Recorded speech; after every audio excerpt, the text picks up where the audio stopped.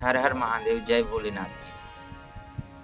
पाप 3 प्रकार से होते हैं, मनसा कर्मणा वाचा।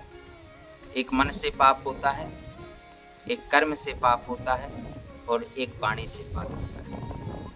मन का पाप वो होता है कि हम भगवान का भजन कर रहे हैं और मन इधर उधर भटक रहा है। क्यों भटक रहा है? क्योंकि हम भजन संयमित रूप से नहीं करते। भजन हम नित्य करें, भगवान की भक्ति हम नित्य करें तो मन हमारा एकाग्र चित्त हो जाएगा और भगवान के भजन में मन हमारा लगा रहेगा। कर्म से भी पाप होते हैं। कर्म अनेक प्रकार के होते हैं, कर्म, अकर्म और विकर्म।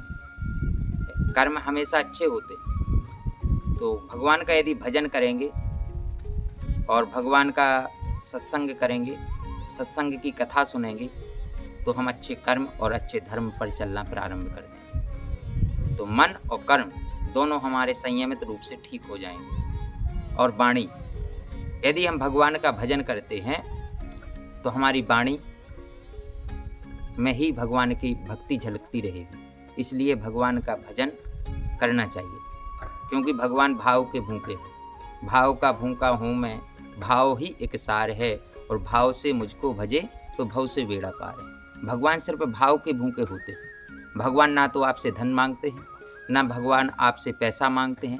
भगवान मांगते हैं सिर्फ भक्त से भाव। निर्मल मन जन सो मोह पावा, मोह कपट छल छिद्र न भावा। यदि निर्मल मन है तो भगवान आपके निर्मल मन से ही आपके प्रसन्न है। भगवान पत्रम पुष्पम फलम तोयम। परमात्मा आपसे ये नहीं कहते कि हमको 56 प्रकार के भोग लगाएं। भगवान कहते हैं कि निर्मल मन से, सच्ची श्रद्धा से पत्र भी एक हमको चढ़ा दें तो भी हम प्रसन्न हैं। एक लोटा जल भी चढ़ा दें तो भी हम प्रसन्न हैं। लेकिन वो जल कैसे चढ़ाएं? तेरा तुझको समर्पण क्या लागे मेरा। समर्पण की भावना होनी चाहिए, ना कि अर्पण की भावना। अच्छा, लोग क्या करते हैं कि भगवान को एक लोटा जल चढ़ाते हैं, थोड़ी सी ही पूजा क्या कर लेते हैं, भगवान से करोड़ों का धन मांग लेते हैं। स्वार्थ लागे करें सब प्रीति, स्वार्थ से भगवान की पूजा करते हैं।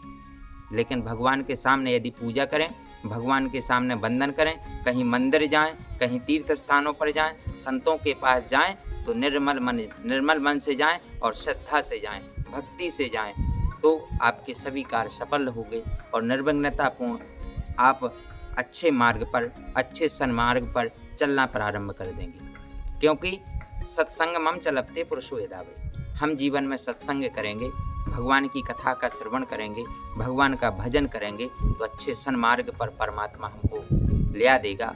और अच्छी श्रद्धा भक्ति से हम जो भी कार्य करें, चाहे व्यापार से संबंधित हो, समाज कल्याण से संबंधित हो, कोई भी कार्य हो, वो हमारे निस्वार्थ भाव से पूर्ण होंगे। और निस्वार्थ भाव की सेवा ही आपकी सच्ची श्रद्धा है, सच्ची भक्ति है और सच्चे कर्म है और सच्चा धर्म है। हर हर महादेव।